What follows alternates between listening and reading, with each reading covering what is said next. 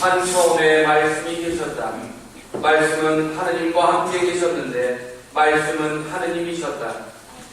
그분께서는 한 처음에 하느님과 함께 계셨다. 모든 것이 그분을 통하여 생겨났고 그분 없이 생겨난 것은 하나도 없다.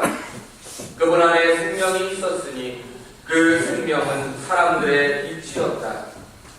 그 빛이 어둠 속에서 비치고 있지만 어둠은 그를 깨닫지 못하였다. 하나님께서 보내신 사람이 있었는데 그의 이름은 요한이었다. 그는 증언하러 왔다. 빛을 증언하여 자기를 통해 모든 사람이 믿게 하려는 것이었다. 그 사람은 빛이 아니었다. 빛을 증언하러 왔을 따름이다.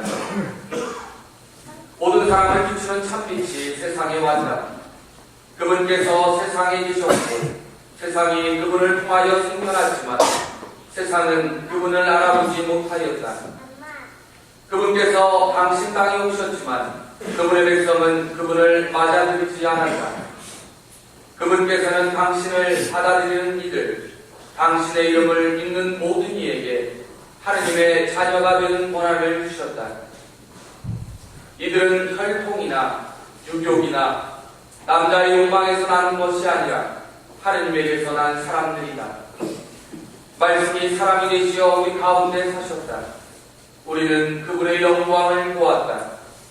은총과 진리가 충만하신 아버지의 외아들님으로서 지니신 영광을 보았다.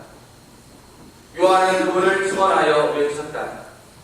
그분은 내가 이렇게 말하는 분이시다. 내 뒤에 오시는 분은 내가 나기 전부터 계셨기에 나보다 앞서신 분이시다. 그분의 충만함에서 우리 모두 은총의 은총을 받았다. 율법은 모세를 통하여 주어졌지만 은총과 진리는 예수 그리스도를 통하여 왔다. 아무도 하느님을 본 적이 없다. 아버지와 가장 가까우신 외아들이 하느님이신 그분께서 알려주셨다.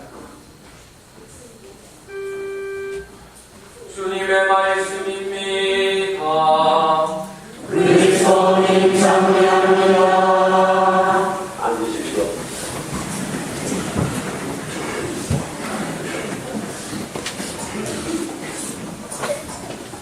전 예수님, 메리 크리스마스. 메리 크리스마스. 기쁜 성탄을 다시 한번 축하드립니다. 다른 종교에서는 신하면, 하느님 하면 아주 높은 분, 지엄하신 분으로 찬양을 합니다.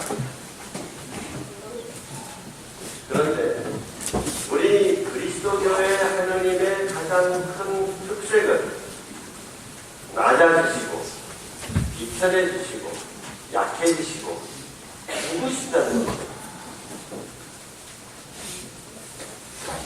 전능하신 하느님께서 어떻게 이렇게 나약함을 택하시는가?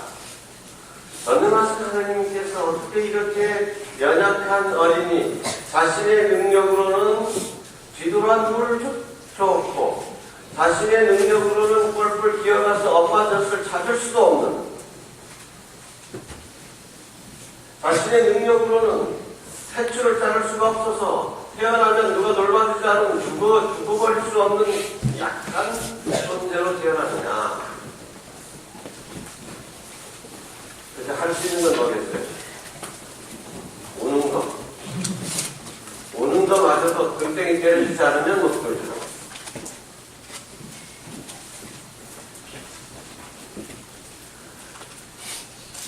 전능하신 분이 가장 무능한 자가 되셨다.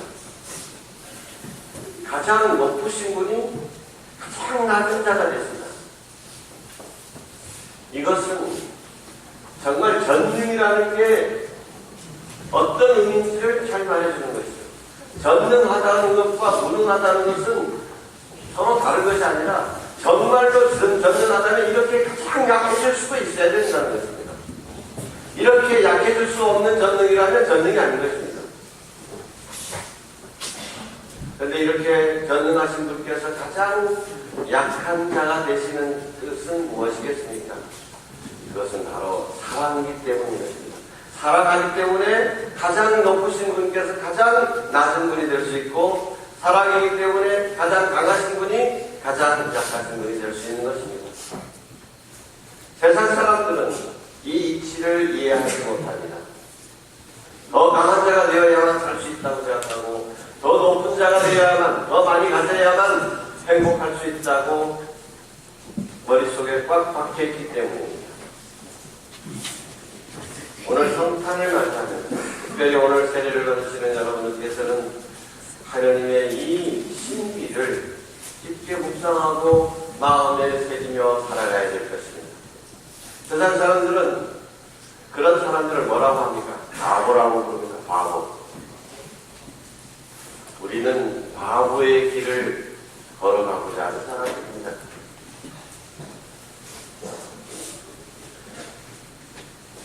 예수님의 길을 한마디로 잘 요약할 수 있는 것, 예수님이 지금 누워 계시는 곳입니다.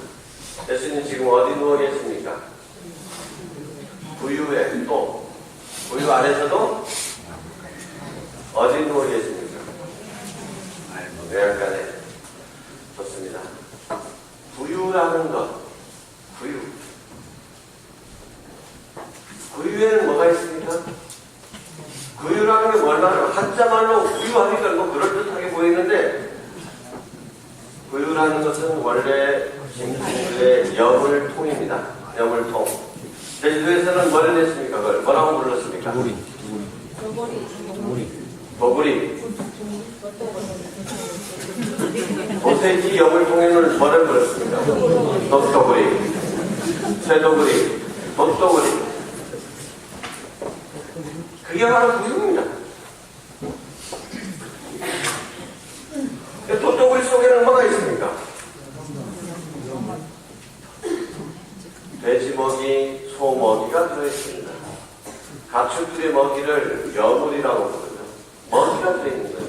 가축들의 음식이 들어있는 것입니다. 그러니까 저 구유에 누워 계시는 예수님은 뭐라고? 인류를 위한 양식이라는 뜻입니다. 다시 말하면 인류를 위한 밥이라는 것입니다. 사람을 위한 밥. 짐승에게는 여물이 되는 것이고, 임금에게는 수다가 되는 것이고, 어른에게는 뭐가 되죠? 진지가 되고, 그냥 보통 사람들에게는 뭐가 됩니까? 밥이 되는 거죠. 밥. 예수님은 밥으로 오셔서 밥으로 되시는 것입니다. 예수님의 길을 따르고자 하는 사람들은 예수님처럼 이제 밥이 되어야 됩니다. 그런데 세상은 밥이 되기를 거부하고, 내가 네 밥이냐 임마? 나 네 밥 아니다. 안 먹히려고 합니다.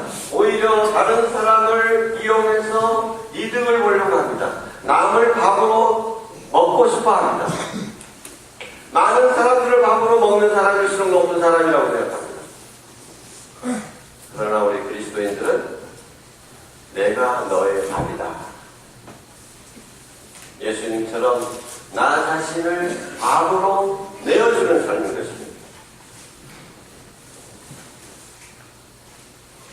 예수님께서 태어나신 도시 이름을 아십니까? 예수님께서 어디서 태어나셨나요? 베들레헴. 자, 베들레헴의 뜻이 무엇인가요? 우리 예비자들 다 배우셨어요? 예수님께서 베들레헴에 나셨는데, 베들레헴은 다윗의 모울이기 때문에 다윗의 후손으로서 당연히 그곳에서 태어나셔야 된다. 그러나 정말 역사 안에서 하나님께서 얼마나 치밀하게 준비하셨는지 잘 드러납니다. 베들레헴이라는 뜻이, 레헴은 빵이라는 말이에요. 베트라는 말은 집이라는 말이에요. 빵집. 베들레헴에 탄생하신 예수님. 그러니까 빵집에 누가 있습니까? 뭐가 있습니까? 빵집에 빵집 주인이 있습니까? 붕어빵에 붕어가 있습니까? 그러나 베들레헴에는 빵집이라 빵이 있다는 거예요. 빵. 베들레헴을 당신의 탄생지로 선택하신 예수님은 당신이 온 인류를 위한 빵이라고 하는 것을 드러내고 계시는 것입니다. 김수환 추기경님의 바보 1호는 바로 여기에서 나오는 것입니다. 밥이 되어주자. 인류를 위해서 내 자신을 내어주자. 여러분, 참된 행복은 남을 밥으로 많이 먹는 것이 그래서 배불러서 오는 것이 아니라 얼마만큼 내 자신을 남에게 밥으로 내어줄 수 있느냐. 온전히 내어줄수록 완전한 행복에 이르게 되는 것입니다. 이것이 전능하신 하나님께서 이렇게 나약한 아기의 모습으로 불교에 놓고 계신 뜻인 것입니다.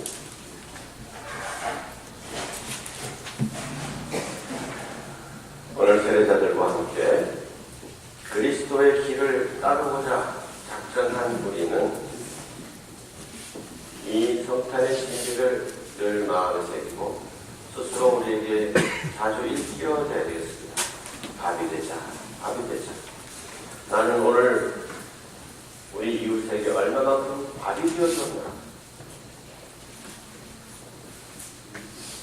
나는 얼마만큼 바보가 되었나? 그럴 때 예수님의 십자가를 통한 부활의 의미가 무엇인지, 참된 인간됨이 무엇인지, 행복이 무엇인지를 주님께서 배우쳐 주실 것입니다. 아멘.